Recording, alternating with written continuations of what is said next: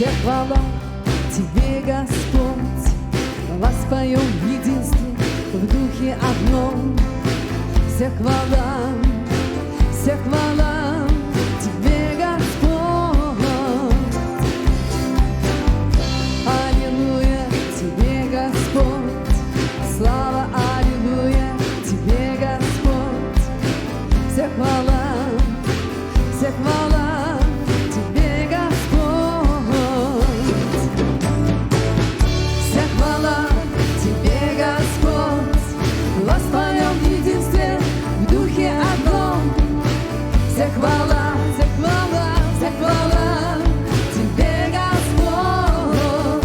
Аллилуйя, аллилуйя Тебе, Господь, слава, аллилуйя Тебе, Господь. Вся хвала Тебе, Господь. Вся хвала Тебе, Господь, воспоем в единстве, в духе одном. Вся хвала Тебе, Господь. Аллилуйя, аллилуйя Тебе, Господь, слава, аллилуйя Тебе, Господь. Вся хвала Тебе, Господь. Мой Спаситель, мой Целитель, Избавитель мой, это Он. Мой Спаситель, мой Целитель, Избавитель мой, это Он. Nuruydan ayı doyamut, Kristetiminan erennan doyabıt. Uruydan ay halam ayı doyamut.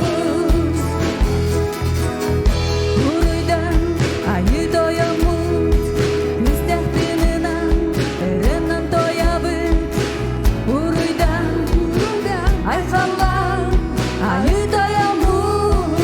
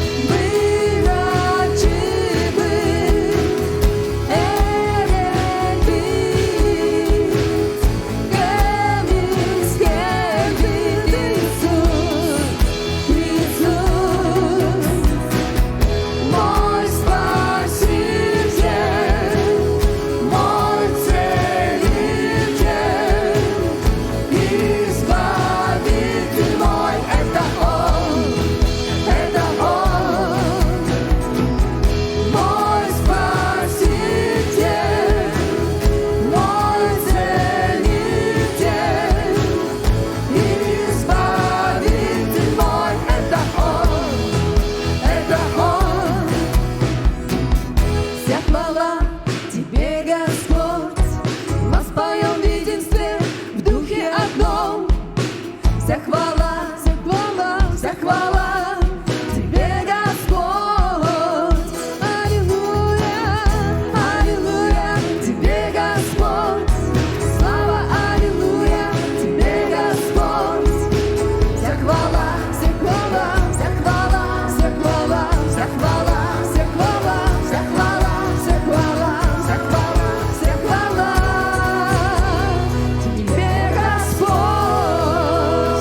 хвала только Тебе, наш Бог. Аллилуйя.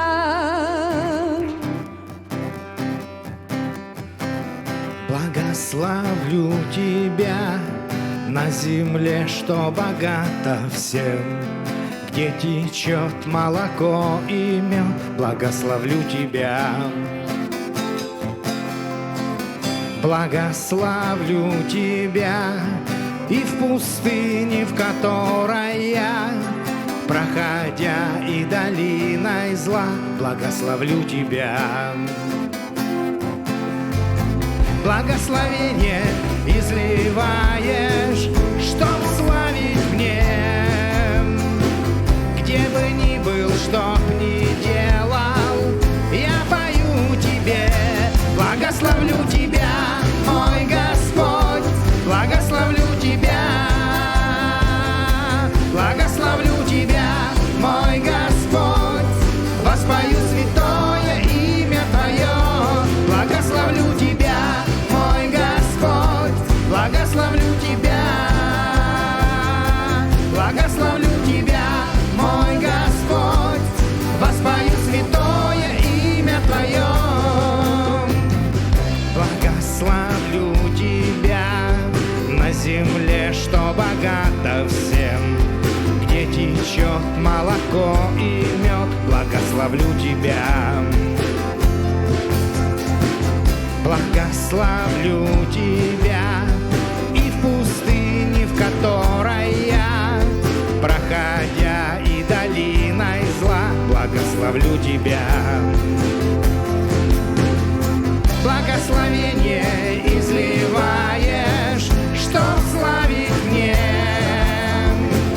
Где бы ни был, чтоб ни делал, я пою тебе. Благословлю тебя, мой Господь, благословлю тебя. Благословлю тебя, мой Господь, воспою святое имя Твое. Благословлю тебя, мой Господь, благословлю тебя. Благословлю тебя, мой Господь, воспою святое имя Твое. Ты хочешь все мне дать, ты можешь все мне дать, и я хочу за все тебя благословлять. Ты можешь все мне дать, ты хочешь все мне дать, и я хочу за все тебя благословлять. Благословлю тебя, мой Господь, благословлю тебя. Благословлю тебя, мой Господь, воспою святое имя Твое. Благословлю тебя, мой Господь, благословлю тебя.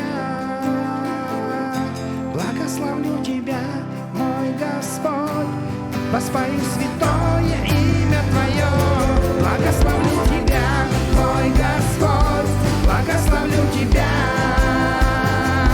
Благословлю тебя, мой Господь, воспою святое имя Твое. Благословлю тебя, мой Господь, благословлю тебя. Благословлю тебя, мой Господь, воспою святое имя Твое. Аллилуйя! Воздай ему всеславу, он достоин.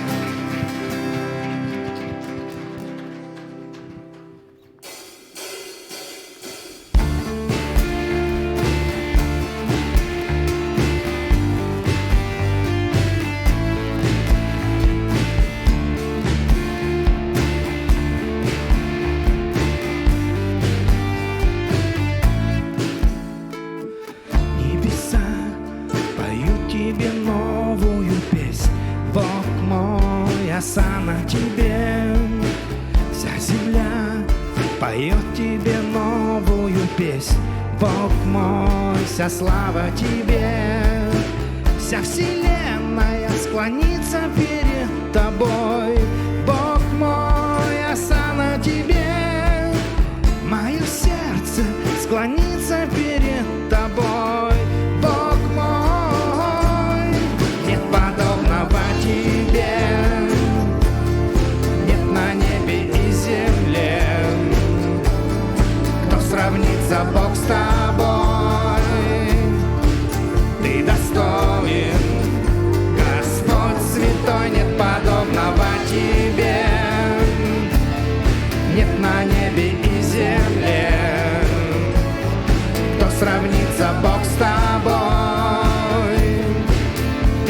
достоин, Господь святой.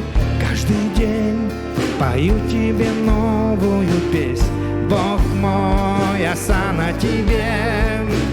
Каждый день склоняюсь перед тобой, Бог мой, нет подобного тебе,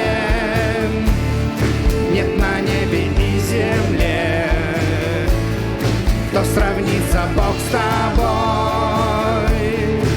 Ты достоин, Господь святой, нет подобного тебе, нет на небе и земле, кто сравнится, Бог, с тобой.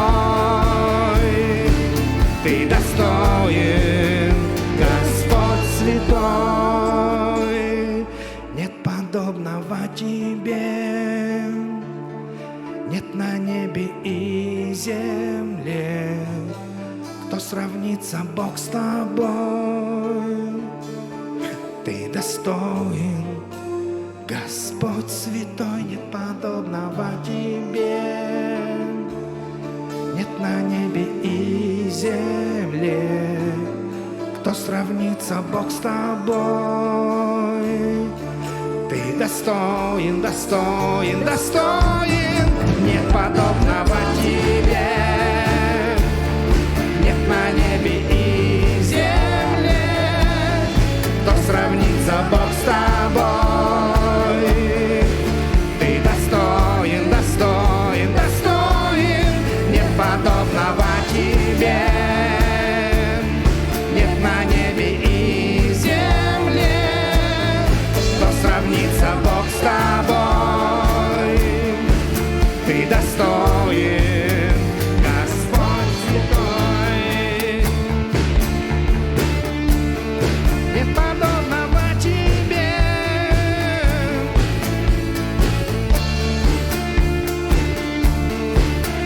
Господь святой.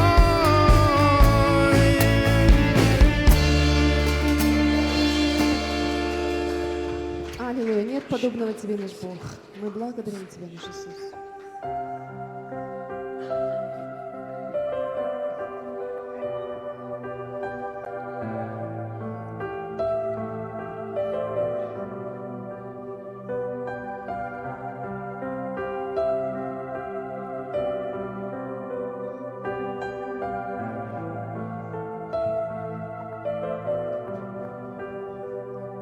К тебе, Господь, прихожу опять со всем, что есть во мне, Бог. Ты взял мой мир в ладони своих рук, я твой, Господь, навеки. Верю я в Тебя, Иисус, я принадлежу Тебе. Ты причина, чтобы жить, Ты причина, чтобы петь. Верю я в Тебя, Иисус, я принадлежу Тебе.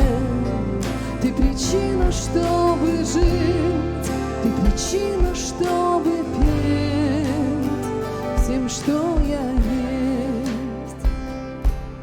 Пойду туда, куда и Ты пойдешь, через радость и любовь доверюсь я. Хочу ходить по Твоим путям, в обетования всегда. Верю я в Тебя, Иисус, я принадлежу Тебе. Ты причина, чтобы жить, Ты причина, чтобы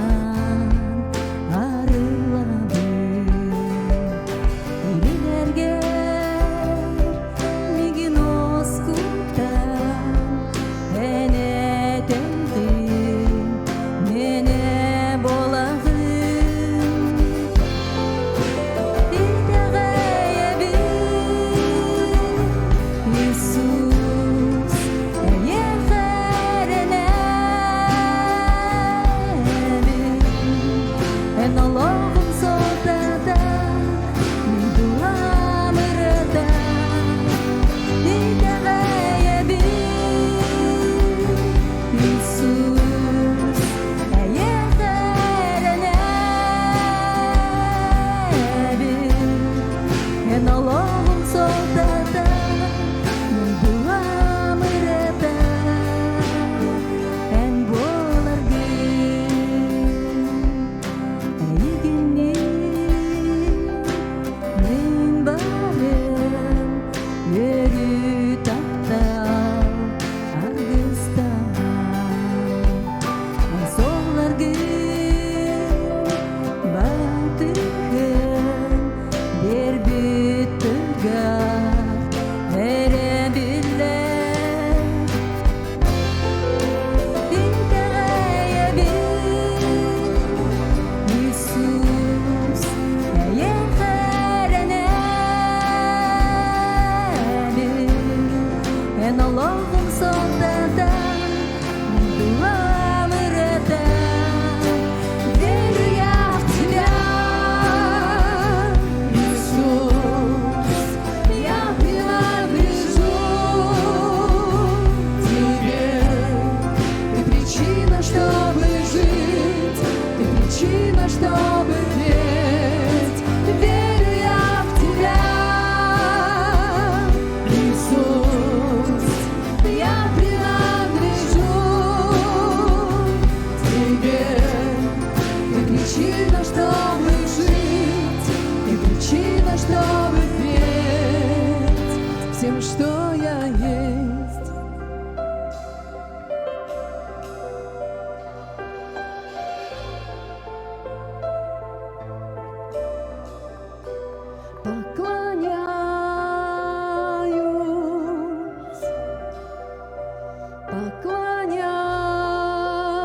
Поклоняюсь я, поклоняюсь,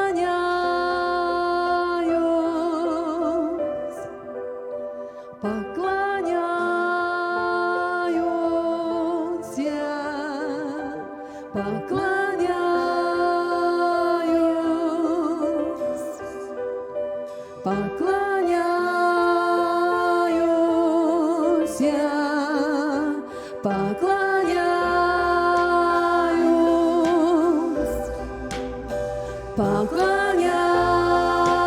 поклоняюсь я, поклоняюсь,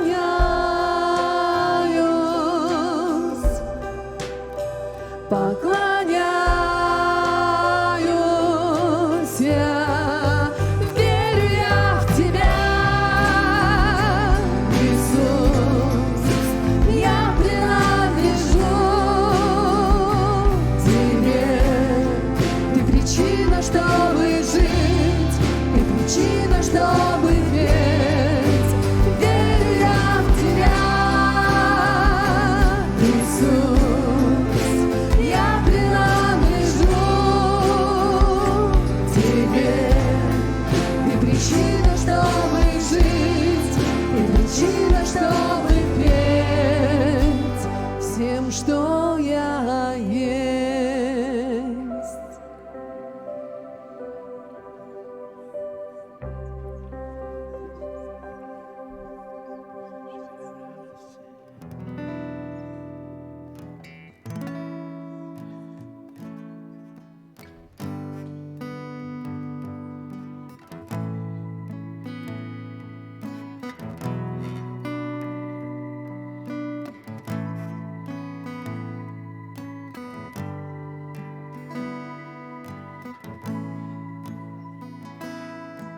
До краев земли Ты меня с собой влеки.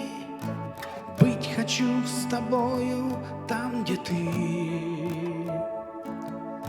Все, что есть во мне, Ты себе, Иисус, возьми. Жизнь мою для славы своей. Чистые сердца узрят Господь Тебя, чтобы быть всегда в присутствии Отца. Горы и моря, вся вселенная Твоя прославляют лишь Тебя.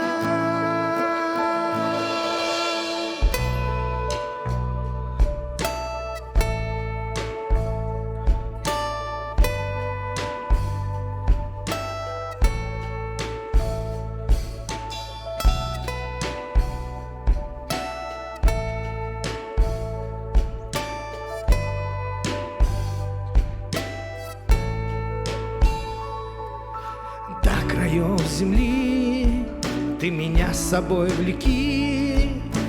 Быть хочу с тобою там, где ты.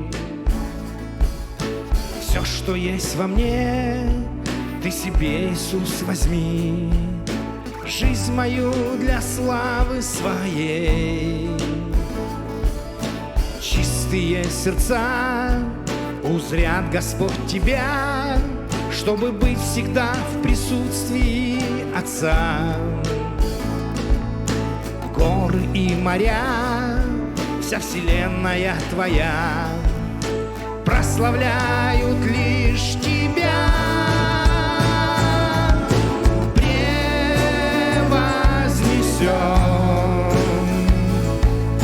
Святый Господь, превознесен. Святый Господь, превознесен. Святый Господь, превознесен.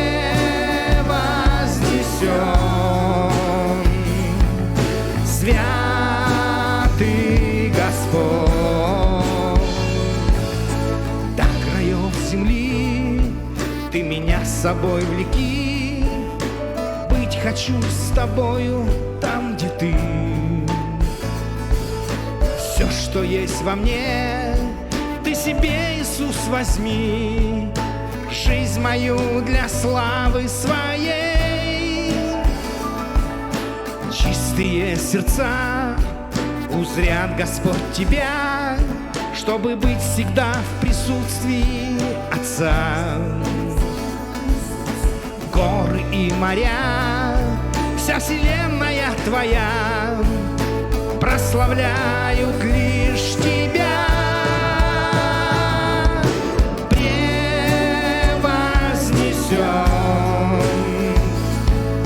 Святый Господь, превознесен. Святый Господь, превознесен. Святый Господь, превознесен. Святый Господь, святый Господь, святый Господь, святый Господь, только ты, Иисус. Святый Господь, святый Господь, святый Господь, только ты, Иисус. Святый Господь, святый Господь, святый Господь, только ты, Иисус. Святый Господь, святый Господь, святый Господь, только ты, Иисус.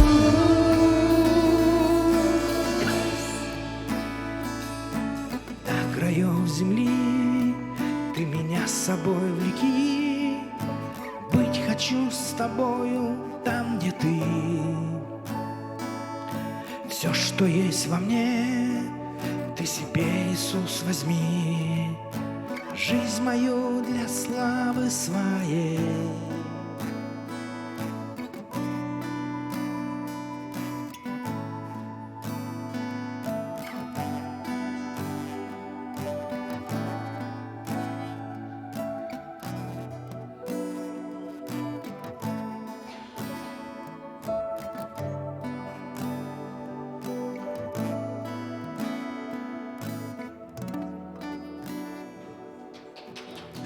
Слава Богу! Давайте поблагодарим наше прославление.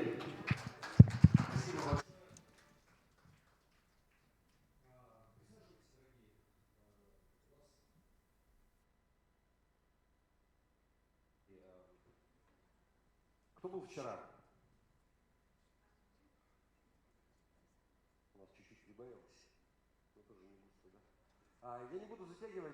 У нас гость, муж Божий, не побоюсь этого слова, пастор церкви города Одинцово, Церковь Божья. Давайте мы поприветствуем Ришу Марова.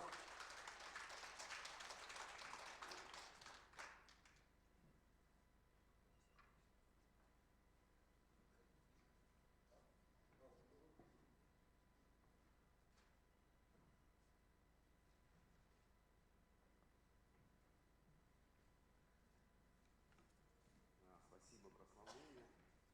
Я уже Галиму отправил, что его песни поет в Якутии. Так что если он вам ценник выставит, уж сильно знаете. Ладно, шучу. Это мой друг, его песни. Мы с ним поем их. Служили в этом году с ним вместе на Камчатке. Аллилуйя. Отец, мы благодарим Тебя за Твое присутствие, мы славим Тебя, превозносим Тебя, прославляем Тебя. И мы благодарим Тебя за это время вместе с Тобой, Господь. И мы воздаем Тебе всю честь и славу, и хвалу, и Дух Святой, помоги нам сегодня в этом дне. Во имя Иисуса Христа. Аминь. Аллилуйя. Добро пожаловать, доброе утро. У меня еще ночь. Аллилуйя. Так что если я засну во время проповеди, не обращайте внимания, будите просто. Аллилуйя. Меня зовут Риши, фамилия у меня Марвах, отчество у меня Кумар. У меня индийские инициалы, мой папа индиец, мама русская. До 4 лет я жил в Индии, с 4 лет я живу в Москве. Вот. Так что я зову себя Марвах Риши Кумар, коренной москвич. Очень смешно звучит. Аллилуйя.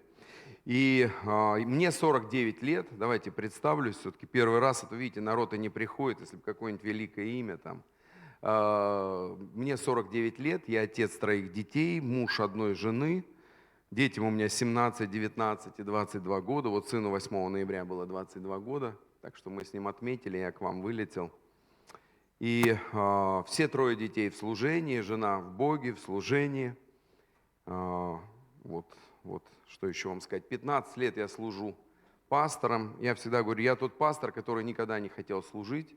Я был бизнесмен, и у меня вообще были другие цели, но просто Бог пришел, посетил меня и сказал, что ты будешь служить мне. Я посмеялся, как Сара, и сейчас служу уже 15 лет. Так что смеется всегда тот, кто смеется последний. Первый раз, я помню, Сергей Васильевич Риховский мне сказал, вы с Ириной служители. Мне было лет 30 с чем-то, я домой пришел. Ну, знаете, в 30 лет 50-летние кажутся дедами. Сейчас мне уже 50-й год, я уже о себе так не думаю, конечно. И я пришел, помню, я каялся в этом Сергею Васильевичу и говорю, прикинь, дед-то гонит, говорю. Он говорит, что мы с тобой служители. Она говорит, кто тебе такое сказал? Я говорю, Сергей Васильевич. Теперь я больше не шучу с Сергеем Васильевичем. Я говорю, вот ты виноват, пастор. Аллилуйя. Так что сейчас я служу. И знаете, я сегодня хочу поговорить о такой штуке интересной, что вот так символично, что сегодня мне сказали проповедовать отсюда. И как раз вот то, как я хочу показать это как раз вот ту жизнь, которую Бог нас предопределил, мы жили вот там. Понимаете? И Бог поднял нас сюда, вот из всех наших грехов, из всех наших, из всей грязи. И Бог поднял нас сюда. Но интересно, что вот эта платформа, вот платформа у вас скрипит, как и у меня. Господи, я дома-то прям каждый раз злюсь. И ваша скрипит под моими 100 килограммами. Надо каких-нибудь корейцев привезти, чтобы наши, видимо, делать не умеют. Это без критики. Я 3 раза переделал платформу, она продолжает скрипеть. Аллилуйя. Вложил в нее кучу денег, она у меня золотом выложена, мне кажется, в церкви. Аллилуйя. И знаете, и Бог предопределил вообще существование нас на этой земле, вот на этом уровне, с ангелами и с Его присутствием. Аминь. Он не хочет. Вот там, понимаете, уровень благодати вот здесь, милости, любви. А уровень суда это вот там, для бесов, демонов, дьявола. И мы призваны жить в Божьем присутствии, в этой милости, благодати. И нам так сейчас нравятся проповеди о благодати. Мы там начинаем везде видеть законников. Но истина в том, что даже когда мы начинаем судить, например, своих служителей или кого-то, то мы сами опять спускаемся на уровень суда. И так часто, знаете, я слышу вещи, что люди в церкви и полны непрощения. И вы поймите, я ничего не знаю о вашей церкви, любые совпадения, это как это в фильмах написано, случайность. Я ни о ком из вас ничего не знаю. Вот единственных вот 2 людей знаю, что они со слова жизни раньше были. Потому что вчера весь вечер смотрел, думаю, этих я знаю. Вот, Олега и супругу его. Больше я никого не знаю. И, так что любые совпадения – это только Дух Святой. И я скажу, знаете, но интересную я вещь обнаружил, разговаривая с людьми. Людям так нравится быть вот на этом уровне, а мыслят они с уровня суда. И живут в непрощении, горечи, обидах. Я ничего не знаю о традициях якутов.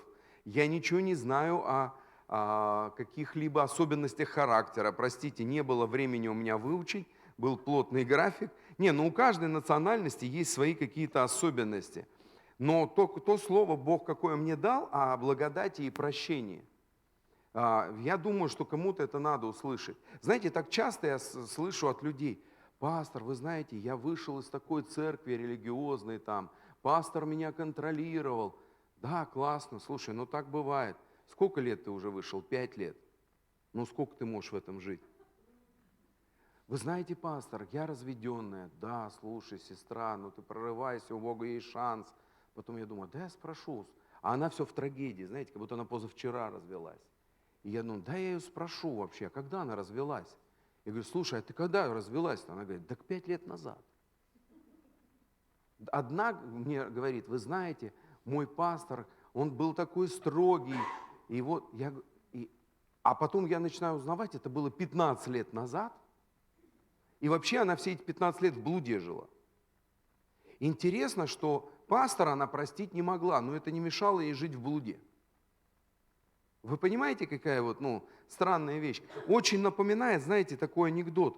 Что-то выдавало в Штирлице советского разведчика, когда он шел по Берлину. То ли звездочка на кокарде, то ли парашют, волочащийся сзади, понимаешь? То есть интересно, что, знаете, это странно так. То есть мы хотим жить на уровне благодати, милости. Мы говорим, Господь милостивый. Мы берем Иоанна 3,16. Ибо так возлюбил Бог мил, что отдал Сына Своего Единородного, чтобы каждый верующий не погиб, но имел жизнь вечную. И дальше слова говорят, ибо не пришел Господь судить мир, Он пришел простить мир. И если мы говорим, что мы верующие, зачем мы ходим с этими парашютами? Некоторых женщин изнасиловали, бывает и мужчин, изнасиловали 20 лет назад. Зачем ты 20 лет назад еще в этой ситуации? Уже вообще все новое. А мы все держимся, иногда мы себя не можем простить. Я сделал ошибку, я помню, как-то переживал тоже за несколько ошибок в своей жизни, связанные с инвестициями или недвижимостью. Но я потом понял, что пока я хожу с этим парашютом, я ни во что новое войти не могу. Вы пробовали идти с парашютом? Он будет постоянно, кто-то на него наступать будет. И будешь все время... но это же странно. Но верующие почему-то думают, что они хотят жить здесь. Но Писание говорит, если приходите, то прощайте все, что имеете против людей. Прощайте. Прощение, вообще для прощения нужен только ты. Мы иногда думаем, знаешь, а как же справедливость? О какой справедливости идет речь, если ты грешил 10, 20, 30, 40, 50 лет, а потом Бог тебя простил в один день? О какой справедливости идет речь? Если по справедливости, плати по всем счетам. По справедливости все в ад. Кто за справедливость? Вот одна сестра в ад хочет. Кто-то еще хочет? Вы понимаете, что когда вы говорите слово «я требую справедливости», что значит непрощение в своем сердце? Я своей горечью всем видом тебе покажу, и ты заплатишь полностью по всем счетам. Понимаете, да? То есть, знаете, вот женщины умеют вот это. Доброе утро, дорогая. А оно доброе. Он еще даже не... А что случилось? А ты не помнишь? Я раньше, когда бухой просыпался, вот это, доброе утро, Ирочка. Доброе. И я понял, что что-то вчера было не то. Слава Богу, с тех пор, это было много лун назад, я уже давно трезвый. Но, знаешь, вот, и вопрос в том, что мы говорим, сейчас ты заплатишь мне за вчерашнее. Слушайте, ну вы поймите, что как только вы начинаете заставлять кого-то платить, даже если ваш пастор ошибся, предыдущий пастор, контролировал он вас, обижал он вас, я не знаю, еще что-то делал. Любой человек, муж, жена, брат, сват, но вы поймите, как только, это обманка дьявола. Вы знаете, я этим летом ловил на Камчатке рыбу, на какую-то там тасманского дьявола, такая блесна. И знаете, вот такая же блесна у дьявола для вас тащить с этого уровня на это. Это справедливость. Как он мог со мной так поступить? Как она могла со мной поступить? И ты даже сам не замечаешь, знаешь, рыба же вот раз, и ты сам не замечаешь, как тебя стягивают сюда. И ты живешь уже вообще не в благодати.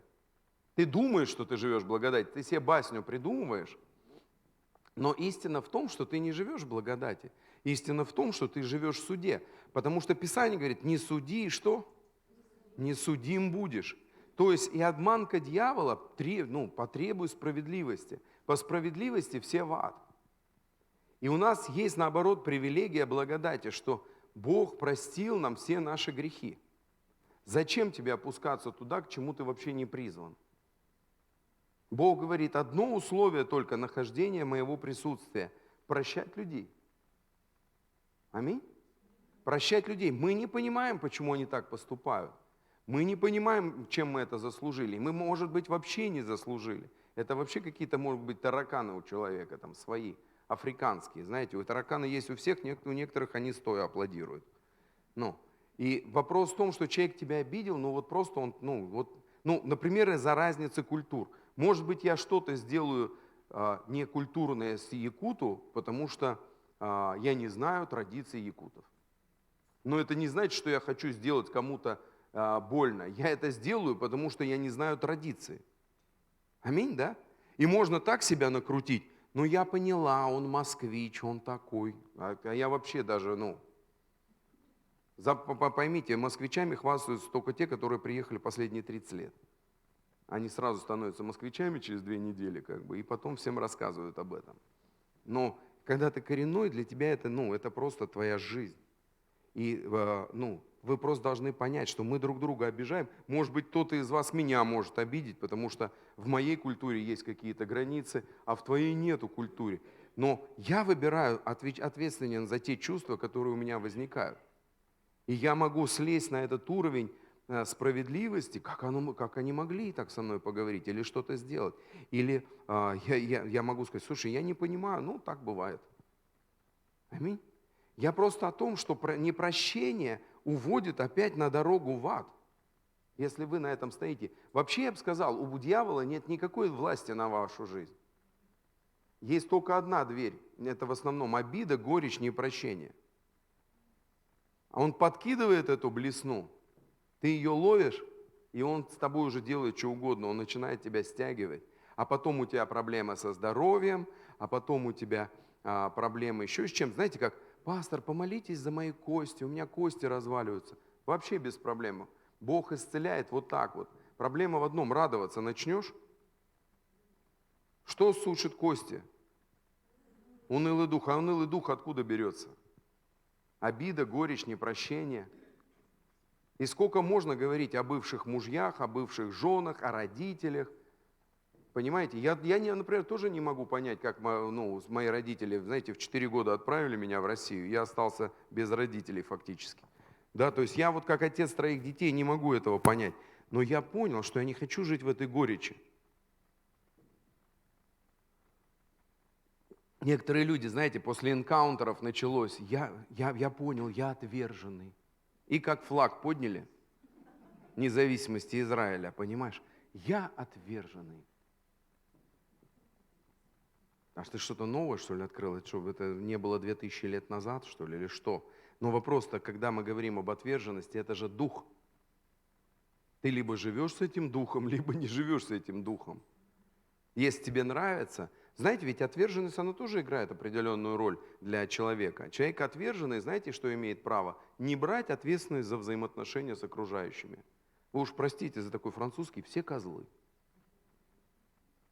Знаете, вот такие утверждения, как бы, все мужики козлы, все женщины такие-то там, знаешь. Но это же ложное утверждение. Когда ты слышишь слово «все», это уже ложное утверждение. Потому что кто-то из вас точно хороший. Например, пастор. Аминь, да? То есть вы понимаете, это ложное утверждение. И вот мы можем жить вот в этих ложных утверждениях. И на самом деле отверженность такая: меня никто не любит. Знаете, иногда идешь о чем-то, думаешь своем: пастор со мной не поздоровался. Наверное, я что-то не так сделал. И пишут мне: пастор, я что-то согрешила там. Да нет, не согрешила, а что? Ты со мной не поздоровался. Да я о своем думал. Знаете, я человек. Знаете, иногда бывает и с женой, как сказать, вот такое: доброе утро. Ты представляешь, доброе утро, дорогая. А оно доброе. Хотя вроде уже и не пьешь 25 лет.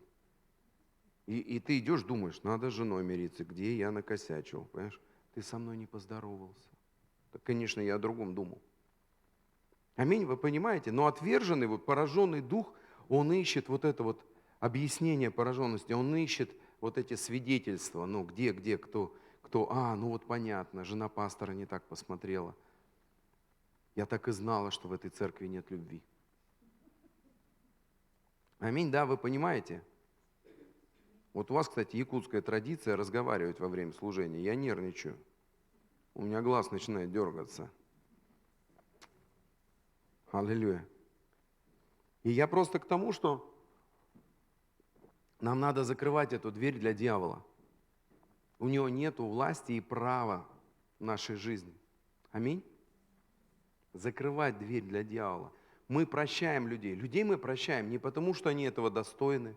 Людей мы прощаем не потому, что они попросили прощения или осознали. Себя мы прощаем не потому, что просто мы себя любим, и теперь мы прямо уже и не отвержем. Мы прощаем, потому что Христос простил всех нас. Есть одно основание прощения. Христос простил каждого из нас. Аминь. И понимаете, что получается? Что если Бог простил тебя, то кто ты такой, что ты себя сам не прощаешь? Ты что, выше Бога, что ли? То есть поймите, в этом есть гордость. Если ты не прощаешь себя или другого человека, это гордость, потому что Бог говорит: слышь, я уже простил. Матвея 18 глава, если не ошибаюсь, там спрашивает Петр: сколько прощать? 7 раз? Тот говорит: до 70, до 7, да? 77, правильно я помню? Может. А? Да? Представьте, 77 раз в день там написано прощать.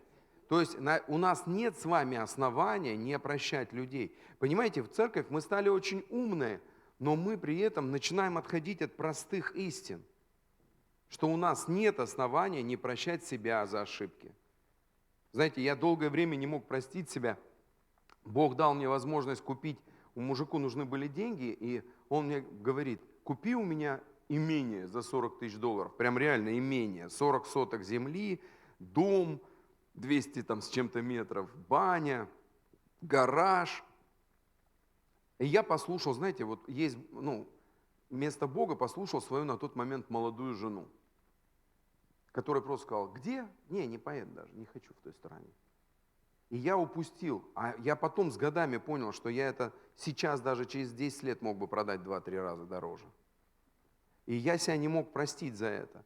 Но я, знаете, что понял? И в тот год я купил себе джип за эти же деньги, который, естественно, дешевел год от года. И знаете, вот, когда мы молодые, мы делаем эти ошибки. И я много лет не мог себя простить. Я думал: как же можно быть такой лошарой?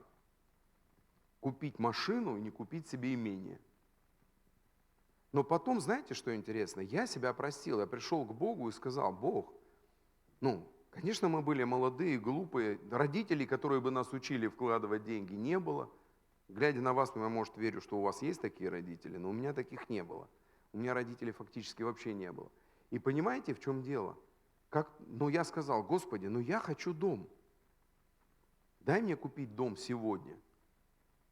И знаете, когда я себя простил, в мою жизнь пришел дом.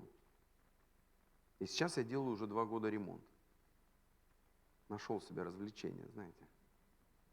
Но я о чем сейчас говорю? О том, что пока я не мог себя простить за это, знаете, за эти ошибки молодости, я и не мог войти во что-то новое. И знаешь, так странно слышать иногда, ты кем был? Ну, опять, никого не имею здесь в виду. Пастором. А здесь что не служишь? Но ты знаешь, предыдущий пастор был такой контролирующий. И что? А этот? Этот вроде хороший. И что не служишь? А вот не знаю. Если ты человек призвания, так ты знаешь свое призвание, так войди в видение того пастора, с которым ты, и начинай служить. Аминь. Потому что то, что я знаю, что я служу 15 лет, это вообще не были легкие годы. Я не знаю пасторов, у кого были легкие годы в пасторстве. Но знаю я, что как я изменился для своей семьи, для себя, для своих детей, я бы не изменился так, если бы я остался бизнесменом. Я стал вообще мягкий человек. Раньше я был просто, очень жесткий человек.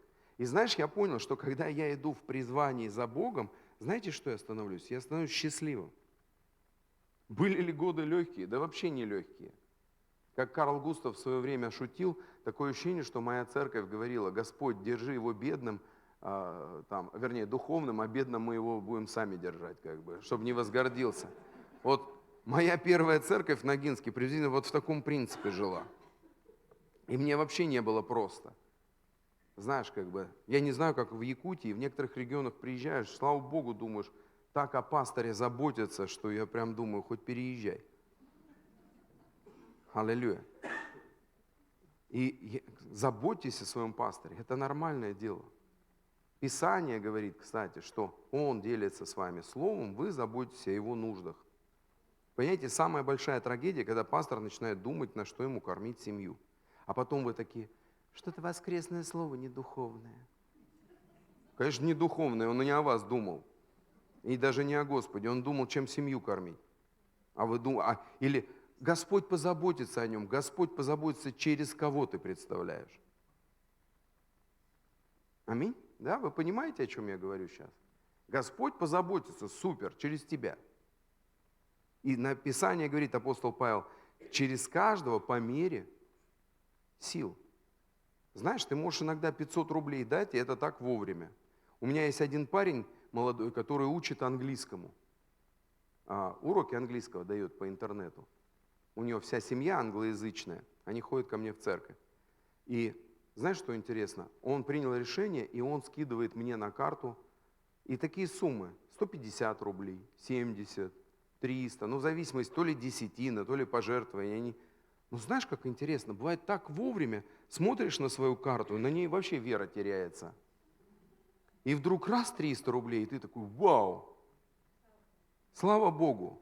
Просто знаешь, интересно, что, сумма приятно, что вообще кто-то о тебе заботится. Даже сегодня ночью у меня пришло 170 рублей от него. И знаешь, вот тебе приятно, что кто-то о тебе заботится. Ему то ли 14, то ли 16 лет. 16, наверное. Аллилуйя.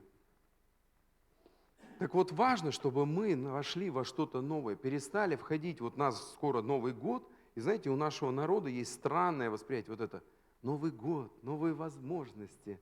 Да ничего не будет, давайте я вам правду скажу, вообще ничего не будет.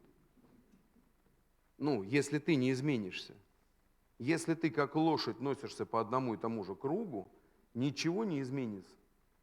Вот вообще может только хуже стать, потому что если подтупливаешь, Господь говорит, если ты подтупливаешь, надо тебе гайки подзатянуть. Что я вам серьезно говорю, я тоже, 49 лет уже потупил, знаю, что когда надо, ты начинаешь просто понять, Господи, где-то я не там вообще, что происходит. То есть станет получше, если ты поймешь что-то. Аминь. Я, кстати, опять же, ничего не знаю, насколько вы верные в десятинах, но я скажу, знаете, что я понял? Жадный человек, он жадный в любом возрасте.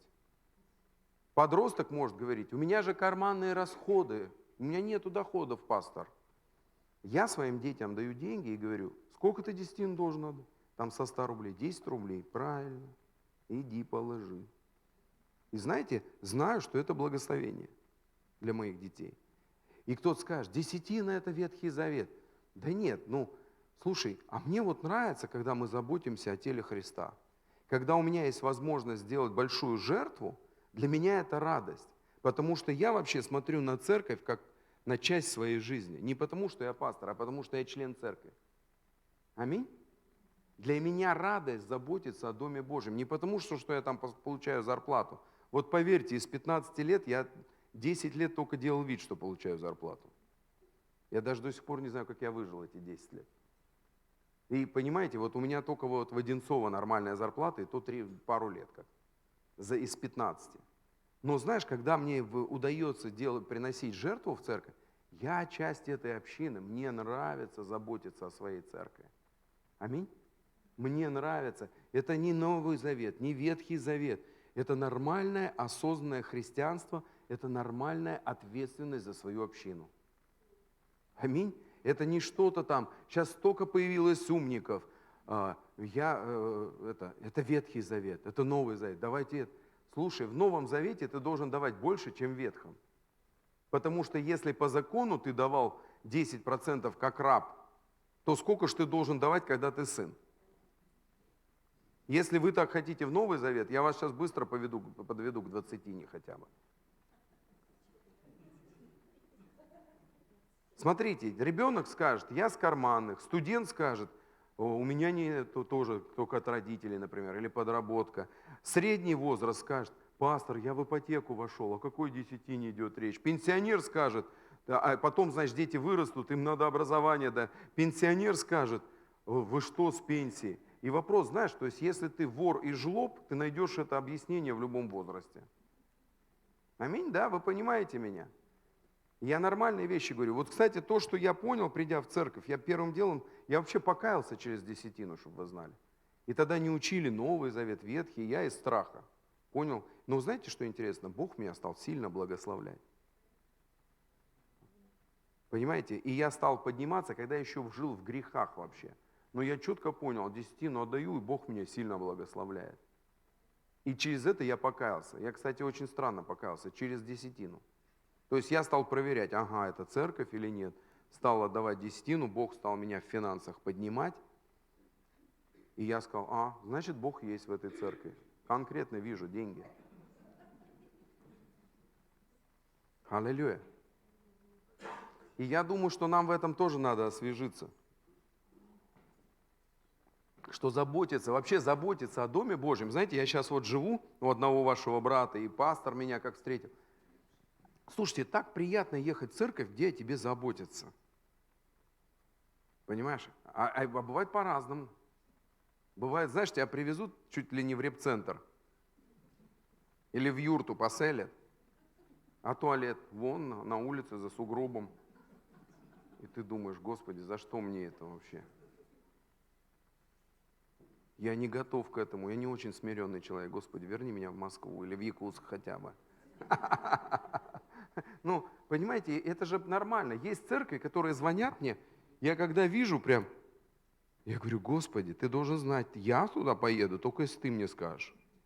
Потому что я знаю, насколько они гостеприимные. Серьезно. Прям смотрю и говорю, Господи, если ты скажешь, я поеду. Потому что я тебе служу, а не людям. Людям, как следствие, и тебе, да? Но уехать, вот честно, Господи, я вот к ним ехать не хочу. Потому что уже, знаете, 90-е прошли, а у них стандарты 90-х приема. Смиренно, пастор, вот тебе на кухне, кровать. Не обращай внимания, дети в 6 утра придут завтракать перед школой. Аллилуйя, главное с Господом. И ты реально живешь в таких условиях и думаешь, Господи, доминует меня чаша сия. И благословение их, знаете, конверт толще, чем сумма денег в нем. И служишь ты у них неделю. Домой приезжаешь, отдаешь жене конверт. Я помню один раз реакцию, она так открыла. Да лучше бы ты дома сидел. Понимаете, это потому что заботиться о гостях, это нормально. Аминь. Аллилуйя. А откуда это? Это мы вкладываемся в это. Аллилуйя. Но я возвращаюсь к прощению. Так вот, мы призваны быть в Божьем присутствии. Мы призваны быть с ангелами. И давайте мы просто поймем, что сила прощения, она есть. Ты можешь простить силу прощения у Бога. Бог, я больше не хочу жить в этом. Я отказываюсь провозглашать суд. Написано, не суди, не судим будешь. Аллилуйя. Давайте чуть-чуть слова. У меня все-таки 20 лет слова жизни за спиной. Ефесянам 2 глава.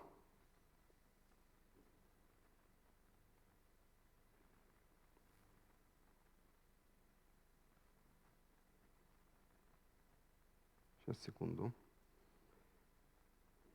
Так.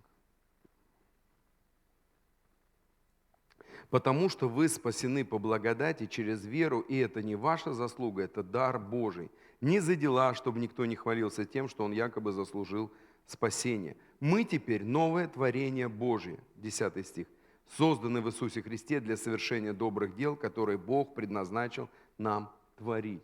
Аминь. Аллилуйя. Вы спасены по благодати. И прощаем мы людей просто так, по благодати. Тебе не надо искать корень, почему тебя обидели. Тебе не надо искать, почему человек такой жесткий сердцем.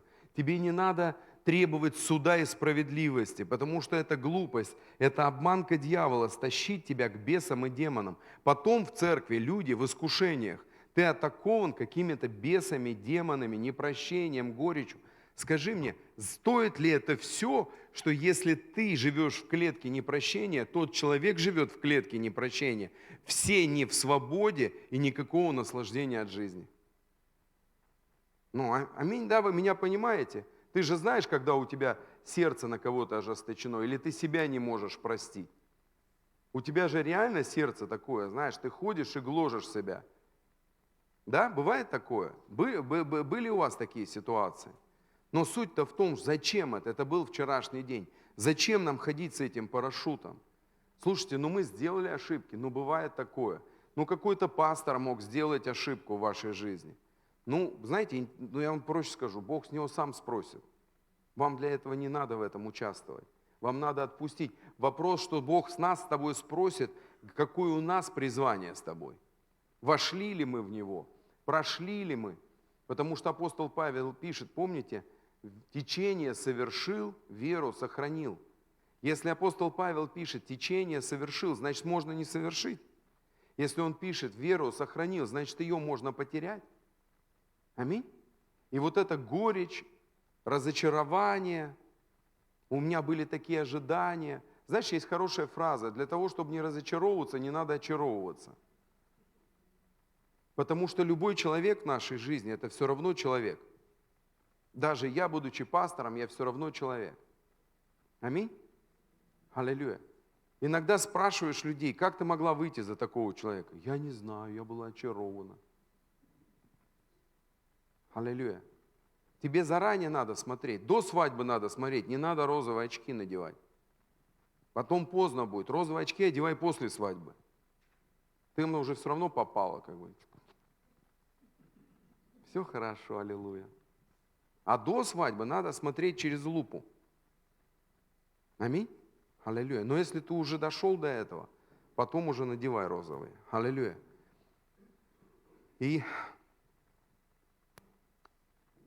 И самое вот, все равно еще раз вернусь, самая вот такая ошибка, ну, наша ошибка, и это вот это блесна от дьявола, заманить нас на суд, заманить нас на сторону справедливости, заманить нас в горечь, заманить нас в непрощение себя или человека.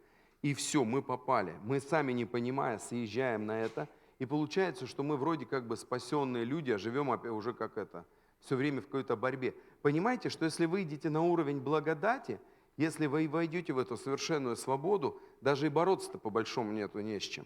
Ну, бывает, что дьявол нас атаковывает, но знаете, вот так вот делаешь, как будто птичка на плечо, так знаешь, и все, потому что нет у него власти на этом уровне. Ты на другом уровне, на этот уровень поднимаются только Бог и ангелы. Этот уровень только для нас с тобой сделан, как для детей Божьих. Аминь. Аллилуйя. Я просто хочу сегодня, чтобы Дух Святой выпустил вас из темницы вот этой несвободы, непрощения. Как мои родители могли со мной так поступить? Да поступили. А знаете почему? Потому что любви сами не видели. Вы знаете, я так иногда смотрю на нашу страну, на 100 лет войны. Дьявол хочет разорвать нашу страну 100 лет. Он хочет разорвать наш народ на множество разных народов, и все. Потому что мы сильная страна, и здесь 100 лет войны идут. Мужиков убивают в течение 100 лет, более 100 лет. И вы должны понимать, что а потом женщины растят мужиков, а потом вы за этих мужиков выходите замуж. А женщина могла вырастить кого? Что-то непонятное. Выглядит мужчиной, внутри не поймешь, что как бы. И вы должны понимать исторический иногда срез. Вы должны понимать эти вещи и относиться с милостью, потому что мы все только по благодати идем к Господу. Аминь. Только по вере, просто так, просто бесплатно. И вы должны прощать себя, потому что не было, я думаю, в 90-е, хоть бы кто мне сказал, что надо квартиры покупать. Я думал, что деньги зарабатывают, чтобы в ресторане сидеть. И у меня каждый день праздник был. В такси, в ресторан на такси, из ресторана на такси. Я мог столько квартир купить в 90-е. Но у меня не было родителей, которые бы сказали: сынок, не туда деньги тратишь, вкладывай в квартиры. Аллилуйя. Ну что, сидеть в горечи и такой: как я мог себе позволить? Я столько пробухал. Да нет, я просто отпустил это. Бог благословит тебя еще. Интересно, что Бог-то сильный, Он силен, Ему вообще не нужна твоя сила. Он наоборот силен, когда ты слаб. И Он может тебя благословить здесь, сегодня и сейчас. Поймите, у Бога же нету, написано, все серебро и золото у Него, говорит Господь Саваоф. Я вам скажу такую вещь, а вы никогда не думали, почему во фразе «все серебро и золото» говорит Господь не Эль-Шадай, не Иеговы Ира, не еще какой-то из имен Бога, а именно Господь Саваоф, то есть глава воинств небесных. То есть Бог говорит по-другому в этом стихе, что за твои деньги я даже биться буду. Воинства небесные будут биться за твое серебро и золото. Аминь? Поймите, потому что логичнее написать «все серебро и золото, говорит Господь Эль-Шадай». То есть Бог обеспечивающий, да, или Бог усматривающий, Иеговы Ира. Но вопрос, что когда он пишет, что пишет Господь Саваоф, то он говорит о том, что мне настолько важно твое процветание, это не является целью жизни, но ему важно твое процветание в деньгах, что он даже и употребляет имя глава воинств небесных или Бог всемогущий. Аминь? Я просто к тому, чтобы ты понял, что даже если ты ошибался с финансами, Бог силен все изменить. Вы знаете, ему для этого даже особо твои мозги не нужны. Я встречал очень странных людей и очень богатых. Странных в смысле, вот они тупые. Реально, я встречал пару сестер, которые, знаете, фильм «Тупой еще тупее», вот два друга. Такие же сестры. А денег у них, как у кошки блох. Я разговариваю с ней, я сам бизнесмен в прошлом, я разговариваю с ней, я прям понимаю, что она тупая. Серьезно. То есть я же, знаешь, когда ты взрослый человек, ты же в других людей видишь, а реально у нее вот так вот Бог ее благословляет, она за что не возьмется, какой-то фигней занимается, в моем понимании. А у нее денег, знаете, вот так вот по карманам, вот, знаешь, пачками как бы. Она не знает их куда девать. И я понимаю, что я в один момент понял, Господи, тебе вообще не нужны наши мозги, по большому счету. То есть, если мы послушны Богу, когда мы говорим, помните Слово Божье, Господь, пастырь мой, мы ни в чем не будем нуждаться. И нам так вкусно это слово, Господь, пастырь мой, я ни в чем не буду нуждаться. Знаете, один вопрос. Вот вы же растите оленей, один вопрос. Господь ли пастух твой? Для того, чтобы ты ни в чем не нуждался, и Он водил тебя к водам тихим, ключевое, пастух ли Господь? А Господь пастух, когда, знаешь, оленей, когда гонят, наверное, на какую-нибудь новую территорию, они думают, да зачем это надо, здесь же прикольно, уже все знакомо. А пастух говорит, не, юрту переносим, потому что там зеленой травы больше. Аминь? И представьте, если олени скажут, мы туда не пойдем. Вы понимаете, да, я о чем говорю? А потом они едят то, что уже все съели, уже чуть не траву едят, и такие, что-то нас плохо кормит Господь. И вот так иногда верующие, нам уже надо во что-то новое войти, а мы все на одном месте стоим, и Господь пастырь мой, я ни в чем не буду нуждаться. А там, знаете, вся поляна уже только в какашках от предыдущей травы. Вот нам надо, знаете, чтобы Бог был послушен. А мы когда в жесткости сердца, когда мы в непрощении, когда мы живем в горечи, в обидах, мы и не слушаем голос Бога. Мы же внутри себя понимаем, что мы не в Его воле. Понимаете, какая-то обманка, когда вас стягивают вот на этот уровень справедливости и суда. Ты понимаешь, что ты не в воле Божьей. И у тебя нет дерзновения Библию открывать, у тебя нет дерзновения молиться, у тебя нет дерзновения людям в глаза смотреть, потому что ты понимаешь, что ты вообще не в том пальто. И вот то, что я хочу вам предложить сегодня, оставить вот это прошлое, вот эти ошибки ваши, которые вы совершили, люди, которые с вами неправильно поступили, горечь, которую вы себе допустили в сердце, прощение себя за свои ошибки. Ну да, вы попали в какую-то ситуацию, но отпустите. Бог силен вас благословить еще больше. Аминь. Аллилуйя. Потому что так важно войти в то призвание, в ту атмосферу, которая есть у Бога на нашу с вами жизнь. Аллилуйя. Представляете, Бог, который возлюбил вас даже до смерти, как Ему больно смотреть, что Его дети находятся не в той атмосфере, которую Он для них имеет. Потому что атмосфера благодати – это атмосфера радости и веселья. А знаешь, когда у тебя сердце жесткое, когда у тебя сердце в непрощении, когда у тебя сердце в горечи, когда у тебя сердце в обиде, тебе тяжело. Слушай, ну ошибся твой муж когда-то, и я не знаю, изменил тебе. Ну так бывает. Я не говорю, что он прав, но что в этом жить?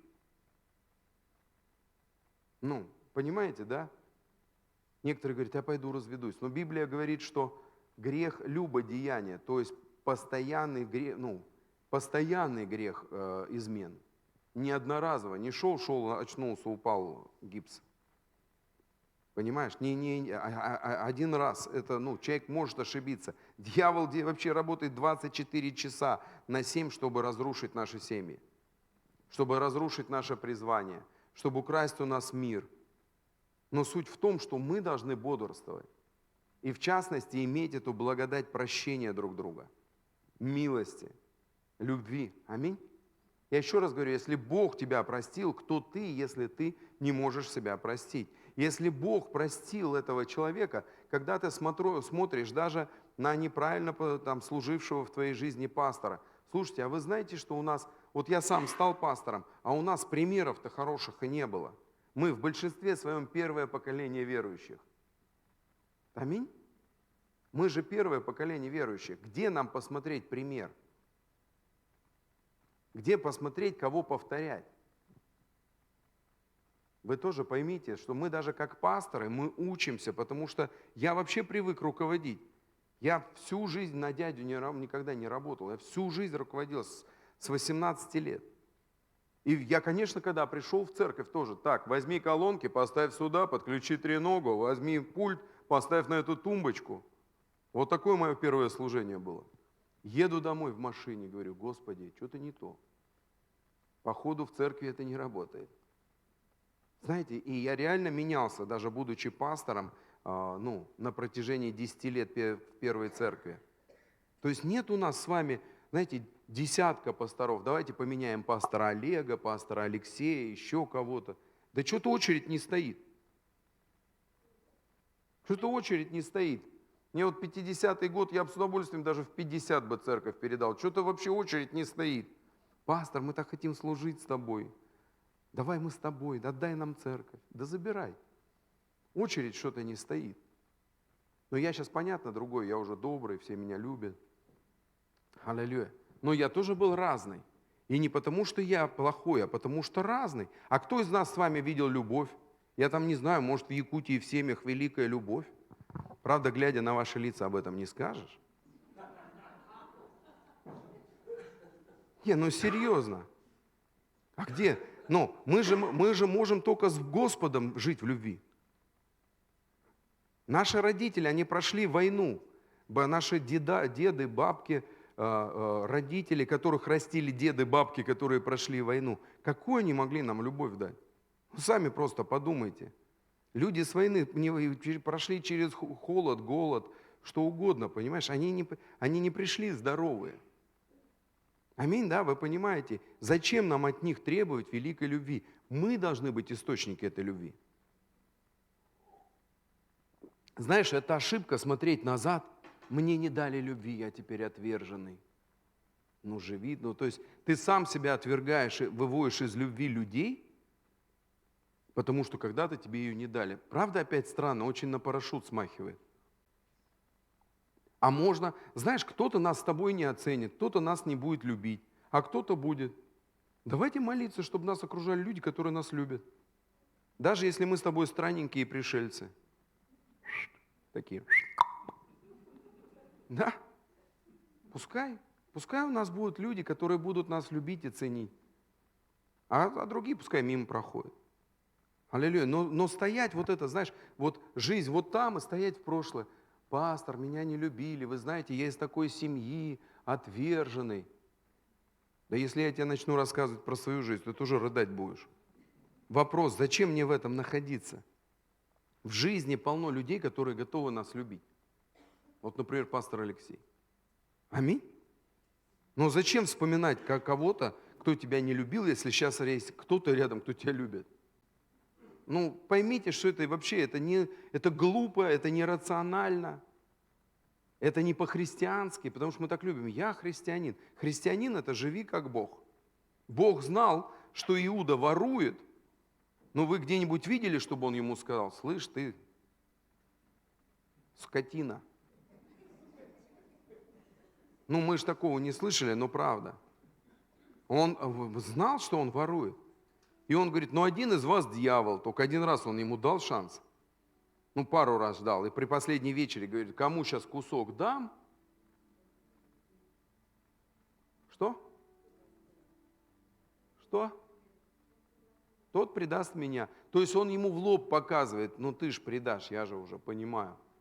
Понимаете, я вижу, что Бог настолько добрый, что он даже Иуде пытался как бы руку протянуть.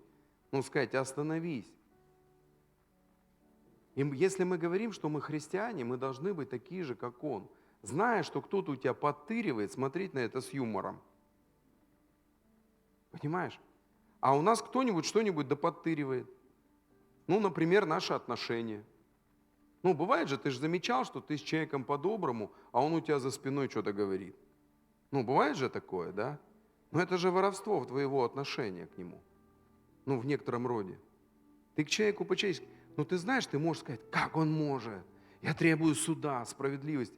А можешь сказать: ну, Иуда тоже как бы был у Иисуса. Ничего. Я буду молиться, чтобы Бог коснулся его. Аминь.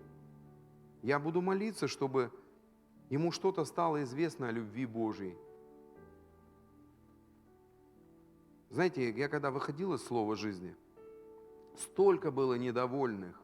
Все говорили: мы с тобой. Хотя я вообще ни с кем не хотел. Это каждый двигается своим откровением. Вот. Но знаете, только у меня одного смелости хватило. Хотя люди часами на кухнях рассуждали, как они не согласны с чем. Часами сидели друг другу. И только у меня смелости. Потому что я ответственен за свои чувства. Я ответственен за свою жизнь. Я ответственен за атмосферу моего сердца.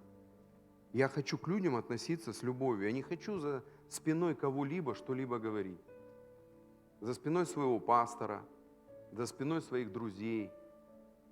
Но эта сила любви приходит, когда ты принимаешь вот эту силу Духа Святого и говоришь: Бог, освободи меня. Я отказываюсь иметь что-то против кого-либо.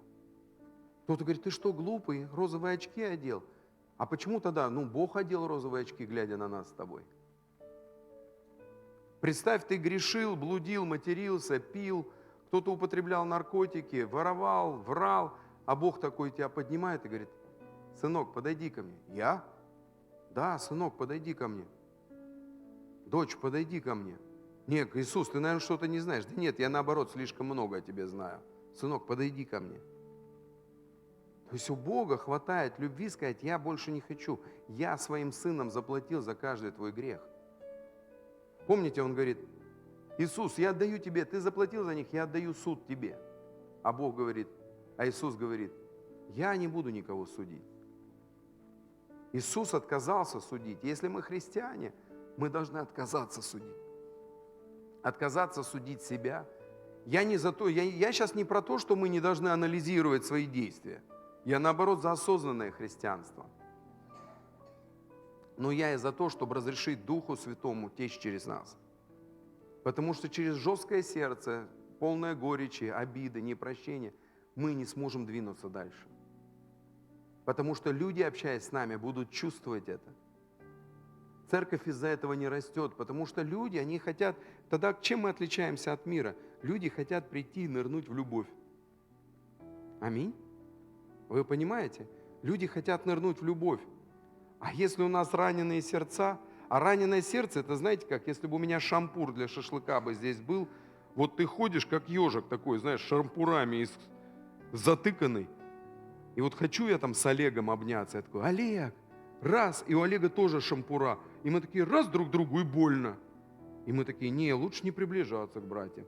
Так вопрос-то не в брате, вопрос в шампуре, который в тебе торчит. Ты принимаешь решение вытащить эти шампура из своего сердца, из своего тела, из своей судьбы.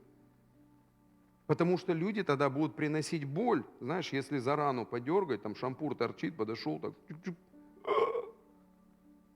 Ну так вытащи его. Зачем ты его уже носишь полгода, год, 2, 5 лет, 10 лет?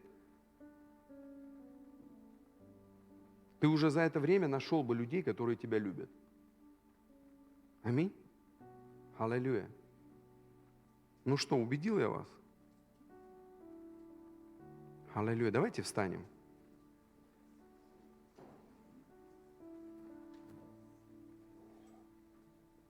Вы знаете, я так хорошо проповедую о деньгах, о процветании, о благодати. У меня тем вообще полно. Но когда ты 15 лет в служении, но я серьезно молился, когда ехал сюда.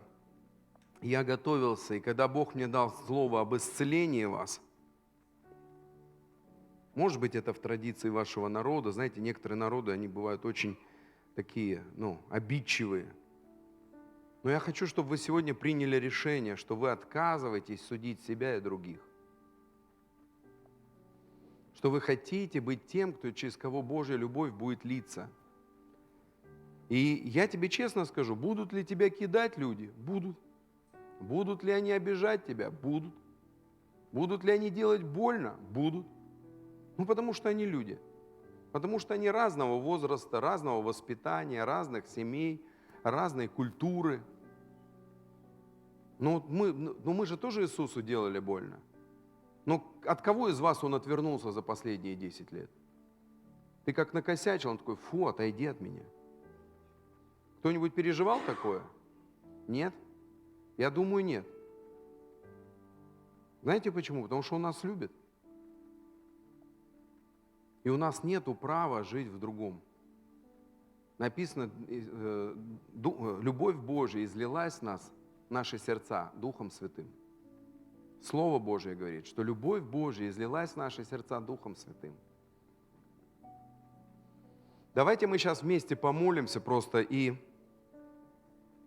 ты можешь провозгласить прощение, что, Господи, я принимаю, давайте вместе, Господи, я принимаю решение прямо сейчас. Можете музыку погромче сделать даже.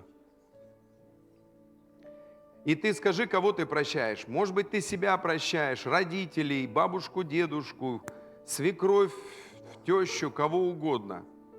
Жену бывшую, мужа бывшего.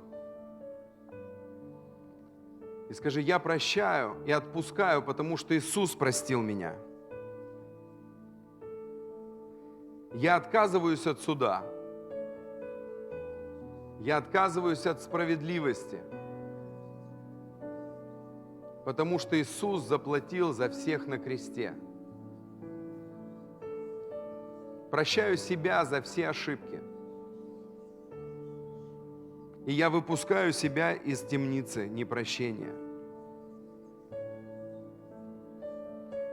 Я выпускаю этих людей, можешь назвать их по имени, из темницы непрощения. Я провозглашаю свободу в их жизни. Если какой-то служитель церкви вас огорчил, провозгласите, что вы его отпускаете и благословляете. И скажи: я благословляю этого пастора, я благословляю себя, я благословляю этих людей, которые делали мне больно или обманывали вас. Возможно, кто-то потерял большую сумму денег, потому что кто-то обманул. Кто-то пережил изнасилование. Вы просто сегодня отпускаете и говорите: Господи, я прощаю их, потому что для прощения достаточно одного меня. Потому что Ты меня простил, и я прощаю их ради Тебя. И я прощаю себя ради Тебя. Потому что Ты простил меня, и у меня нет права оставаться в непрощении. Дух Святой, я молюсь о силе прощения. Сойди на меня, помоги мне. Я принимаю благодать прощения. Я принимаю силу прощения. Дух Святой, омой меня Твоей святой кровью. Разрушь всякое бремя в моем разуме, сердце, душе, теле. Бремя, которое несло мне горечь, обиду и непрощение во имя Иисуса Христа. Я разбиваю этот сосуд горечи, обиды и непрощения именем Иисуса Христа и кровью Агнца. Я принимаю решение радоваться. Все, что крало мои эмоции, я отрекаюсь от этого во имя Иисуса. Я принимаю решение радоваться во имя Иисуса Христа. Я выпустил всех из своего сердца на свободу. Я выпустил себя на свободу из этой темницы непрощения, обид и горечи. Дух Святой, просто теки во мне. Теки во мне. Наполни меня своей любовью. Наполни меня своей силой. Наполни меня своей славой. Помоги мне любить себя. Помоги мне любить других. Знаешь, невозможно любить других, если не любишь себя.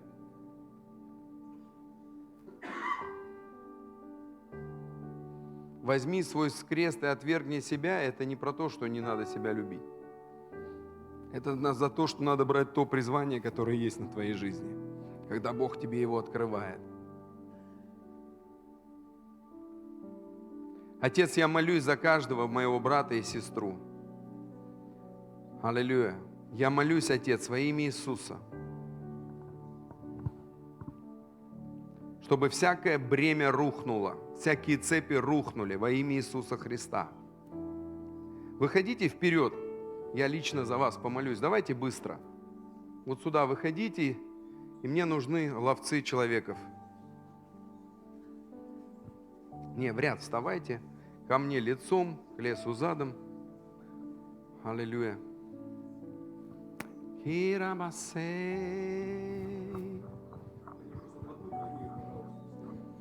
Слушайте Святого Отца.